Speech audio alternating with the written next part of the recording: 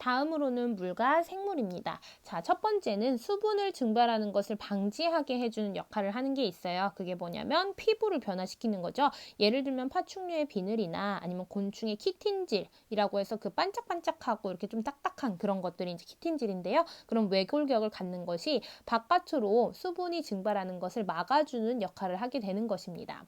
그 다음에는요, 알껍데기와 같이 이제 조류나 파충류 같은 경우에는 그 알을 낳잖아요. 그죠? 그 알의 껍데기 같은 것들이 이제 수분을 증발하는 것을 방지해 주는 역할을 하게 되겠죠. 그 다음에 수분의 손실을 최소화하는 것도 있습니다. 예를 들면 배설물의 양과 농도를 조절을 하는 건데요. 이게 무슨 뜻이냐라고 한다면요. 건조 지역의 동물은 땀을 적게 흘려요. 땀을 적게 흘리니까 수분이 바깥으로 나가지 않겠죠. 그죠? 그 다음에 진한 오줌을 소량 배설을 합니다. 진한 오줌. 오줌의 농도가 높고요. 그 다음에 굉장히 조금만 배설을 한다는 게 특징이죠. 왜냐면 그 배설물로 나갈 물조차도 아까우니까.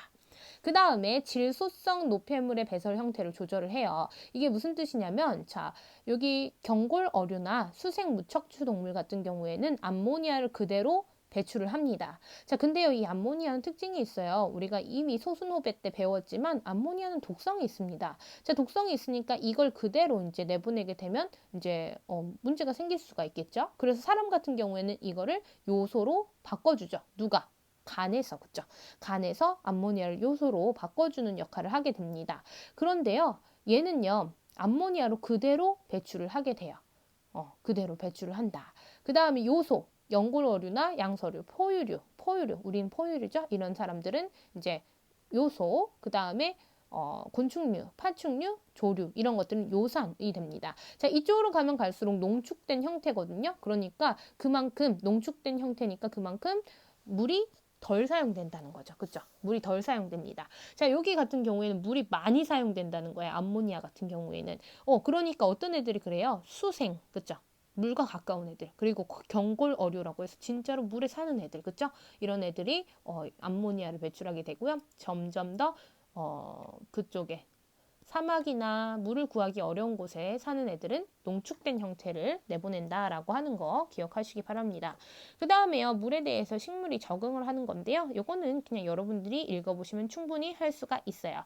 건생, 뭐 중생, 습생, 수생 이렇게 얘기를 해가지고 각각의 특징들은 여러분들이 읽어보시면 충분히 알 수가 있을 겁니다.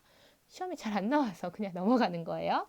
그 다음에 마지막으로 생활형이라고 하는 건데요. 생활형이라고 하는 거는 생활하는 모습이 비슷하다라는 거예요. 개구리나 악어나 하마나 비슷하게 이렇게 코만 내놓고 살아가는 거죠. 그죠? 이렇게 눈 딱 있고 그리고 코 이런 식으로 이렇게 해서 살아간다라고 하는 게 생활형입니다. 그냥 비슷한 곳에서 살다 보니까 비슷한 생활형을 갖는다라고 하는 것들이 특징이 되겠습니다.